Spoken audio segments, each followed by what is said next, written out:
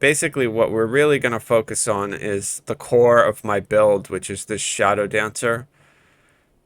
And you can see I have to pay 300,000 plat in order to redo this. That is so stupid. The fact that I am a VIP and I'm punished, that I can't just freely respec myself. Like, what if I were a new player and I came to the game and I didn't know what I was doing and I was making mistakes? How can they justify having the system that punishes people so harshly? Like, yeah, I'm an old school player who happens to just have a lot of plat because I've played the game for 18 years, but that should not be a punishment for a player. Players should be encouraged to play and test things out, and it should be free to respec if you're a VIP. End of story. Alright, so what we're going to do is we are going to test Fatesinger. That's the melee attack for Fatesinger. There's the melee, there's the mantle.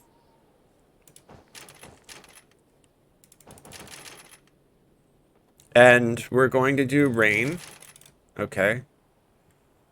We'll do the one that boosts our... Well, I don't think I can get... Oh, no, I can get illusion. Alright, so there's my illusion DC. We want this. So charisma, strength. Yeah, that's fine. Okay, we want that. We want this.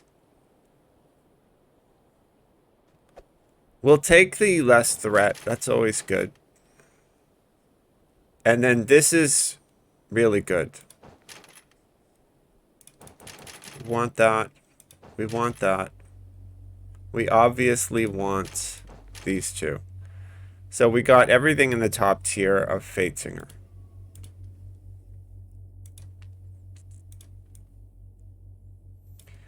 And so, even though we will still have access to some of this stuff, I'm just going to move it over here for now. Because we're not going to use any of it.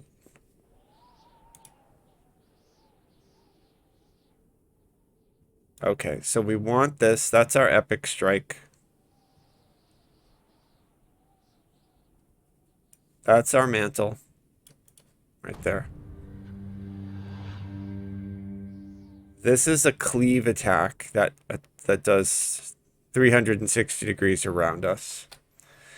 And then we also want to take cut the string, and this is turn the tide. So we'll use these two in the last fight, just like we used our epic moment in the last fight.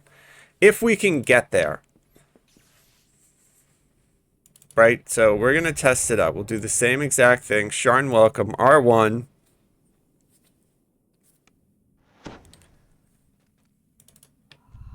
Isabet Tremont waits for you here, atop one of Sharn's lofty towers. And like I said, for the most part, it's going to be the same. The weapons the same. The other two off-build destinies are the same. But we'll see how we do an island of quiet in the hustle and bustle of the city. A genial halfling with this stuff here. Like, how is the epic strike? Shatters the tranquility of the boarding house and reduces the Alright, there's a smoking ruin. You'll have to find another way up to the terrace. I'm doing the epic strike when I can. It's up a lot, it seems. There's my Sunder. Alright, there's a roar. That's my 360 AoE attack there, which is that Blade of Discord.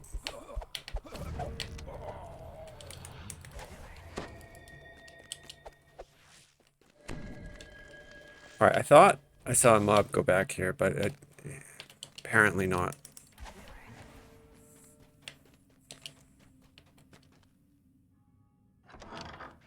This looks more like an office than a boarding So that was house. pretty good. Vaughn has That rented first this room entire there. operation and transformed it into his place It of wasn't a business. total disaster.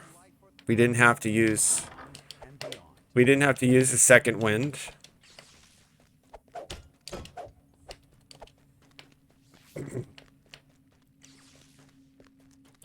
So I'm gonna try to roar on this sorcerer right there. Alright.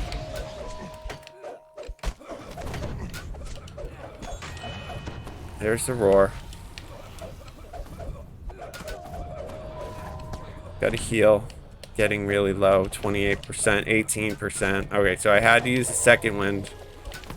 That was this demon soul though, likely.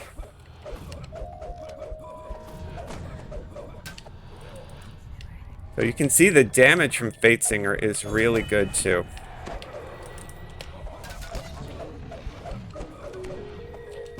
Okay, here's a... Oh, my roar's not up, but this is my AoE attack.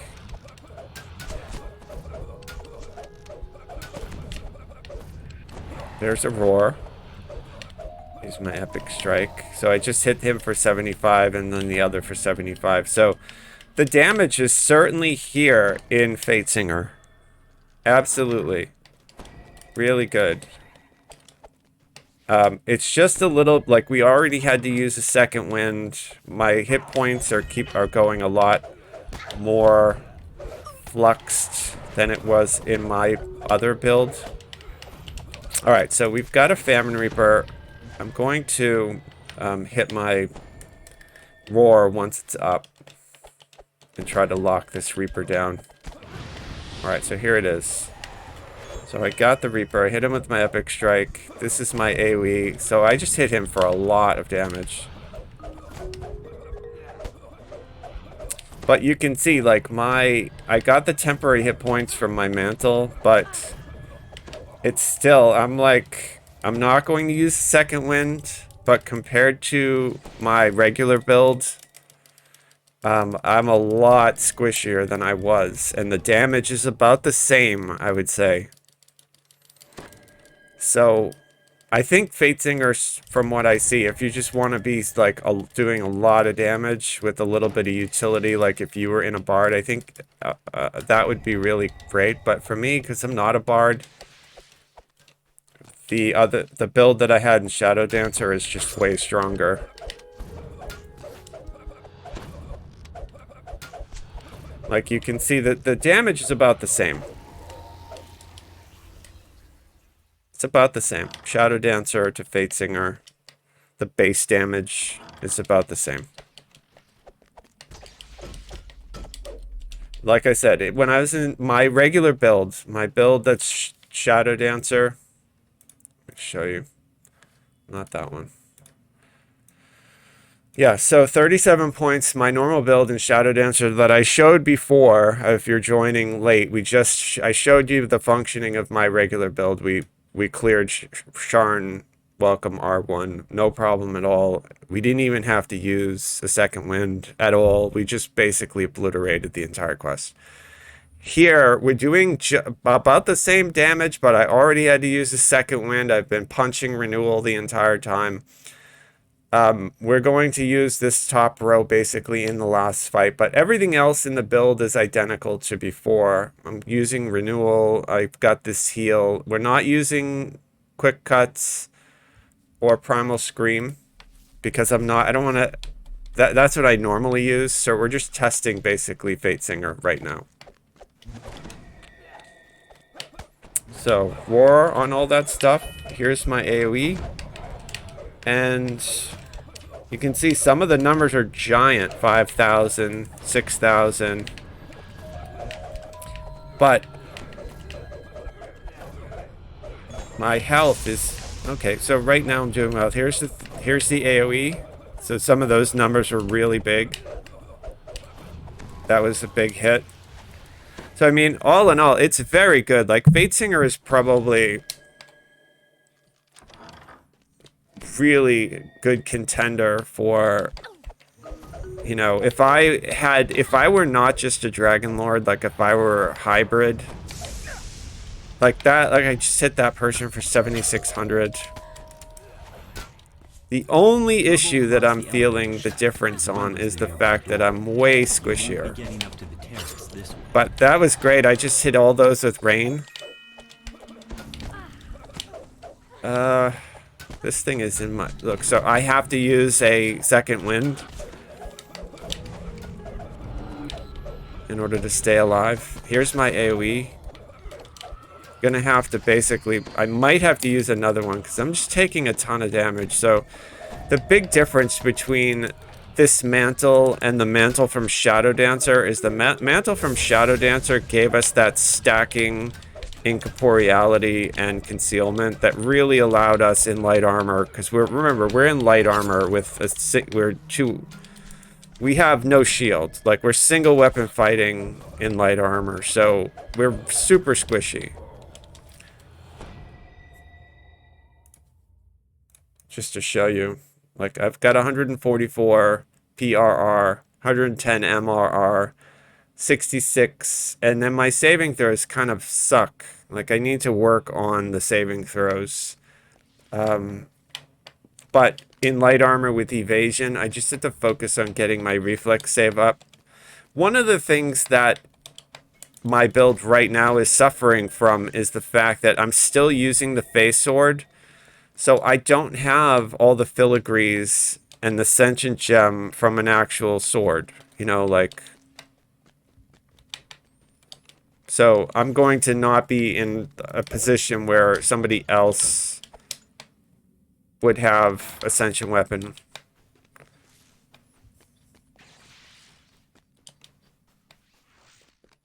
Alright, so here we go. For the last fight here, gonna reapply all my buffs.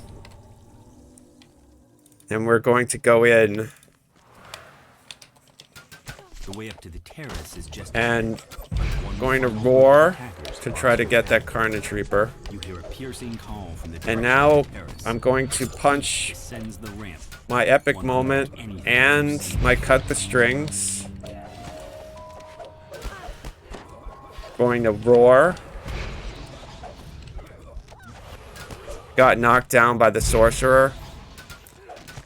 Even though I have knockdown immunity, you can get knocked down by Cyclonic Blast, which is exactly what just happened. I'm punching my second wind, by the way. Alright, I just did that.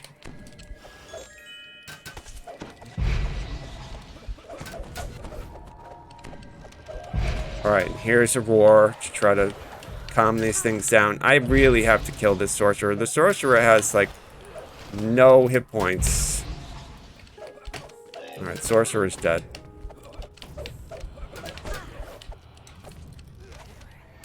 Alright, so I have to get healed up.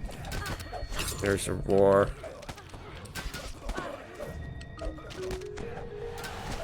There's the roar. Alright, so if you saw me do the first fight in my normal build in here in Shadow Dancer versus this one, like I'm out of second winds and I'm basically going to have to just focus on renewal. If they get me low enough, I'm going to have to jump up on the bookcase there. So just punching my renewal over and over and over. Even though we get temporary hit points proc, yeah, 14%. I have to go up on the top of this thing here and just heal up a little bit.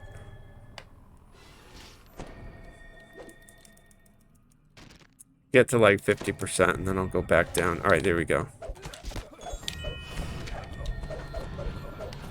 Gonna try to take out the low health dude, this Rarbo Claw Rider. But I'm at 27%. They're just basically like obliterating me. The extra concealment and incorporeality from Shadow Dancer is just so nice. And plus the epic moment in Shadow Dancer doesn't have a save. So I was able to get rid of a lot of those mobs with PK really quickly. Whereas this one here, cut the strings, that didn't really help, and my turn the tide. Turn the tide is, it's okay. It used to be a lot better. But the damage is the same. You can see for the normal hit, 270, 220 is a little bit lower than when I was in the Shadow Dancer mantle. But it's about the same, 260, and then the crits are about the same. So I don't think this is a bad choice at all, because with Rain, it gives you a nice proc on a burst attack. So, I mean, if I were like a hybrid Dragon Lord Bard, I probably would consider being in Fatesinger just because it would boost my music. But as a non-Bard, I lose way too much survivability off my build. You know, like... And Quick Cuts is still a better Epic Strike, at least right now, than either of these two attacks from Fatesinger. Although they're really good. Like, I'm getting good damage. It's just, this fight was a lot harder in this build than it was for me in my normal build. We have, you know, we used all of our second wins. We were constantly spamming renewal. We almost died. If I weren't in Fury of the Wilds, belongs to me now. I paid the Boromar clan good and money to you know, get with it. this extra unconsciousness Don't range, think I for would a have been moment dead. that you can challenge me in my city. You're just setting yourself But up we did for a it. fall. Vaughn's companion makes a gesture. So in we'll appearance just to we'll match his respec and we'll do vein. the same exact test whatever's next in the list. We'll see how much ridiculous platinum they want for me to respec.